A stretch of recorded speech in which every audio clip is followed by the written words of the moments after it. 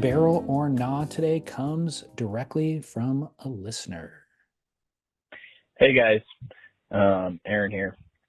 I have a barrel or nah, and well, it's quite simple. I've been seeing someone pretty seriously, and right from the get, we started sitting next to each other in restaurants if the opportunity provided. So, barrel or not, sit next to your woman, partner, friend on a bench in a restaurant when there's the opportunity to sit across from each other. Anyways, guys, I know you would have the truth on this. Keep work. Definitely. Everybody has an opinion on this one. I'm going to say, and this might purely be a product of my advancing age David Lee scales. It's really hard to crank your neck one way or the other for an extended period of time. You will end up leaving that meal sore. So I opt for, if you want to have any kind of good conversation, if you're young and in love and you want to hold hands and all that, have at that side by side. But if you want to talk to somebody, it hurts the neck. I, for different reasons, we're on the same side of this equation. Uh, no, don't sit next to your partner. Look them in the eyes. I want to look, constantly. And so, yeah, don't want to crane my neck. Also, you can still hold hands. You can still touch legs, feet, whatever by sitting across from the person. It is just more Civil. logistically sensible to sit Yeah. across from one another. It's elevated. I feel young kids in love, great. That's cute. They got to touch shoulders, right? But for the more advanced among us, across. It's the way Look, nature intended. that's how I feel about it. And look, the whole focus of whatever I'm doing at this meal is you. I want to be with you, looking at you. This is the center of our universe. And so sitting next to one another, you're down looking out at everybody else. Unless you're just strictly there to people watch, there's no reason to. I want my attention focus on you. As I've It's a said, no barrel. yeah, I don't want to hang out with anybody else anyways. Like No. I figured it out. In my 40s, I figured out exactly what I want to do with my time. You're it. I want to be with you. Don't want anybody else to bother me. Here we are. Okay. But no judgment. This is one where it's like if I see another couple doing it, I don't judge them. I don't feel bad about it, but this is for me. I do a little bit. All right. Barrel or nah? FaceTime in public without headphones. I mean, talking on the phone in public without headphones, if it's going to be on speakerphone, no barrel. FaceTime, smaller no barrel. I mean, bigger no barrel. Flatter C, I should say.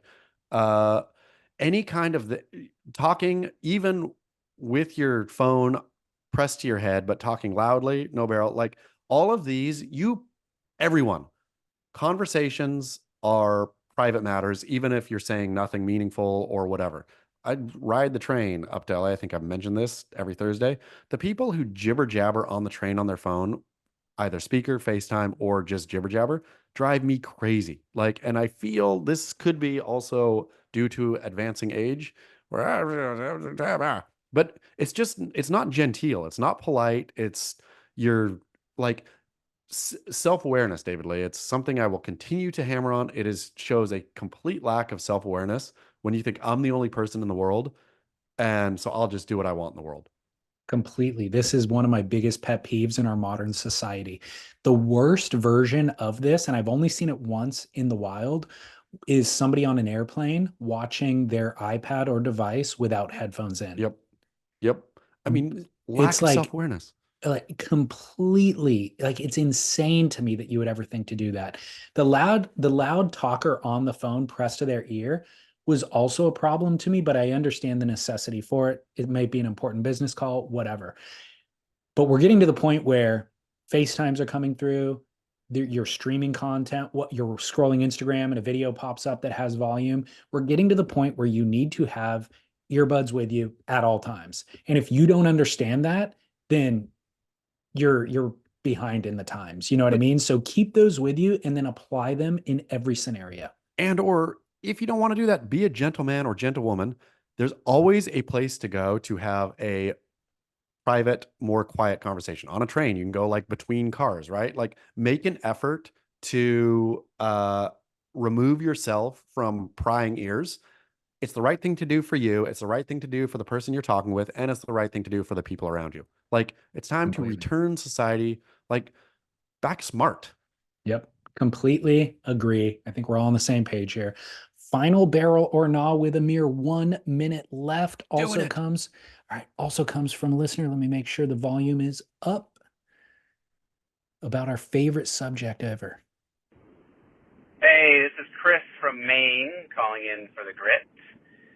I've got two barrel or nas, but first I gotta say that my 7-year-old loves listening to the podcast with me just on the off chance that he hears, I like turtles. So my two barrel or nas are, one, going tanning at a tanning salon before a surf trip so you don't burn. Never done it before. Just did it for our El Salvador trip. Number two, keeping a potato chip thruster in your quiver, unridden for years, on the off chance that that perfect day pops up. Should I keep it, or am I too old? Should I sell it? Thanks, gents. Love the podcast. Keep work. Go for it. Lead us. I'm gonna go. I've never done this. I've seen people do it on the tanning bed before a surf trip. I don't know that it works, to be honest. I don't know that, like, Base tan. yeah, if it gives you a false sense of security, like, okay, I'm tan, where you're just going to burn the first day no matter what. Where if it's a better practice to go out and really slather your sunbum.com/surf. Are they coming back anytime soon, David Lee They Scott? should be. I should check in with them. Yeah. Yeah, hopefully. We're getting to But anyway, getting where to you that where time of you year. you just do a good job of sunscreening and get, I feel that like natural tan you're going to get will last longer. But I'm not opposed to the pre-preparation. Like, theoretically it makes sense. Go for it. I got nothing against tanning beds. Uh, Weird, but whatever. On the second one, I'm gonna say get rid of that thruster because you are not going to Mm. surf it. If you haven't surfed it yet, you're not going to surf it. Challenge yourself by getting a new thruster. I have a CI Pro that mocks me. New CI Pro that mocks me until I paddle it out. Like, so then your old thruster, you're already not surfing it. You're not going to surf it. You might as well get rid of it. That thing is done and dusted. When the good day comes, you might go out to your garage and say, should I surf it? And you're going to say, no, because I don't want to blow this good day.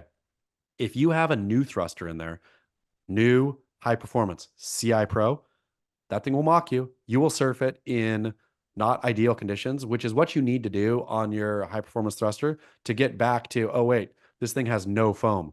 When I go to stand up, I push the whole thing underwater and I go over the handlebars real quick. I need to, all those little parts of surfing a thruster will come back to you, but you actually have to be surfing a thruster in order so to do. Yeah. So I have two strong opinions about both those topics.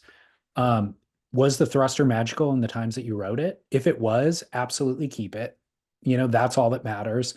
Also, I don't like selling surfboards. You don't get much money out of them. And then down the road, you always wish you're like, oh man, I thought I was done with that. But in my surf's evolution, I've come back around to wanting to revisit that. I wish I had that board. So if that board worked well for you at one time, do not sell it, full stop. Additionally, if your body has changed so much, like if you just gained 50 pounds or something like that, and that board has zero relevance to you, then I could argue what Chaz is saying. Get a new one, a new version that makes more sense for you. But if it was a magic board, keep it. It still has a place in your quiver. Maybe not for you. I've had that situation literally for years where I didn't ride a board. And then I come back around to it in my own surfing evolution, land back on it. So keep it, don't sell it. Number two, I personally could never imagine any scenario in my life where I would want to go to a tanning bed in a tanning salon, full stop. Whether I'm going on vacation, whether I'm going to a wedding, no matter what, the tanning bed has never, ever, ever once been the solution. I look better when I'm tan. I don't mind saying that. However, I'm not desperate enough to want to, my vanity isn't such that I would want to apply a fake version of the sun's rays just to look better. And I also, if I'm worried about base tan, I'm just going to wear the hooded rash guard that has the ultraviolet protection in it, and I'm going to wear my sunbum. I'm protected those ways. Boom. Here's a tool to live by real quick. The secret, if you're going to go and want to get a tan, some tropical location or whatever, if you're thinking, okay, is to literally sunscreen up, do the whole nine, and stay in the shade. Or actually, I'm not a huge sunscreener, but I'll stay as much as I can in the shade. You tan so well in the shade in tropical places, you will like that thing will bake in nice and chestnutty. Yeah. And also, I've gone to equatorial environments in the middle of summer, and not gotten a tan at all because I've liberally applied sun protection throughout the entire trip. And the goal was to not get tan, of course. The goal was to not really absorb much sun. So you can pull it off. You don't need the base tan. And it's just weird. Fake sun is weird. I'm hoping this guy's from New Jersey though, and it's like kind of a thing out there, right? You go with the boys, Yeah. get a go to the tanning bed, Gym tan laundry. like it.